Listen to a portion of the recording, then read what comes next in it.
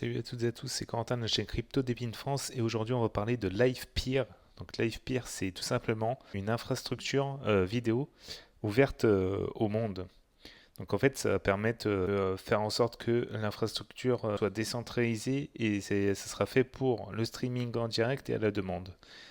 Et en fait c'est conçu pour donner justement aux développeurs la liberté d'innover, aux créateurs, etc. En fait, plein de choses que, par exemple, YouTube ou Twitch, on ne peut pas faire. On a trois différentes personnes, enfin, on peut être trois différentes personnes dans ce réseau-là, entre guillemets.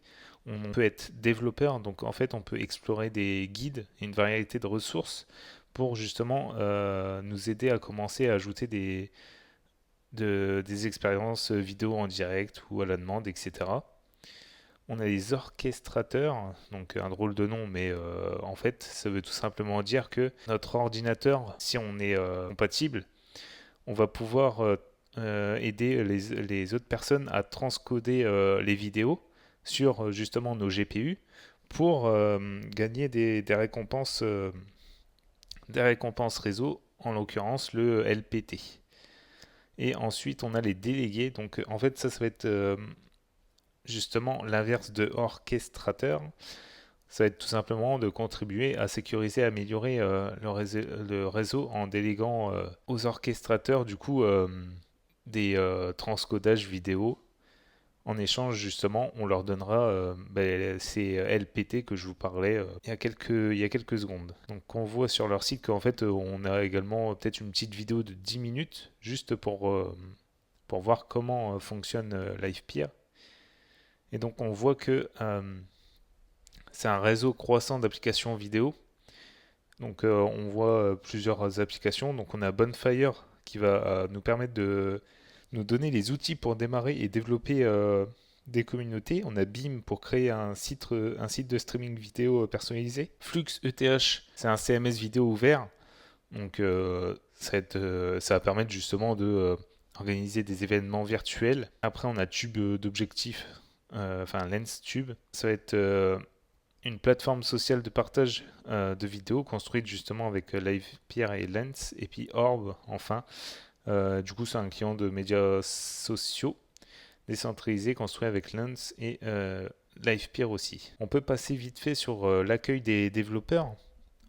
Donc, les développeurs, ça va être tous ceux qui vont permettre de mettre des vidéos en ligne ou de créer des live streams ou plus encore. Donc, on voit que LivePeer, leur site est très bien fait. En fait, ça donne vraiment une bonne impression. En fait, on a vraiment envie de commencer à faire ce que le réseau peut faire tout simplement. Donc voilà, on voit qu'il y a un programme de subvention LivePeer, programme de crédit justement pour aider les développeurs. Après, on a les réseaux, donc orchestrateurs, comme je vous disais, ça va être tout simplement grâce à votre GPU, vous allez pouvoir traiter la vidéo et en même temps, du coup, vous allez gagner des LPT.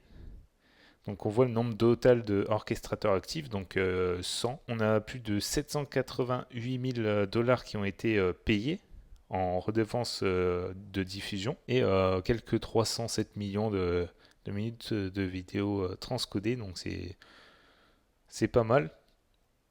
Et du coup, en fait, on a trois exigences pour devenir orchestrateur. Donc il faut avoir un GPU ou des GPU avec puce d'encodage vidéo intégrée. Il faut avoir une bonne bande passante, donc un bon réseau Wi-Fi, une bonne connexion.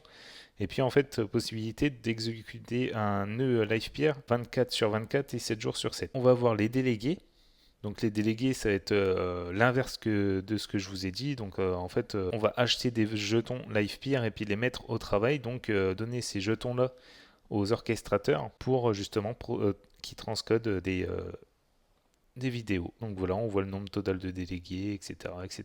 On peut passer sur le Twitter. Sur leur Twitter, 45 000 abonnés. Donc c'est peu, mais je pense que d'ici quelques mois, voire une année, ils auront bien développé leur projet parce que je pense que leur projet peut faire la différence aujourd'hui. Ils sont suivis par Golem Network, HiveMapper et puis Filecoin. Donc voilà, ils sont suivis de près par ces trois projets-là.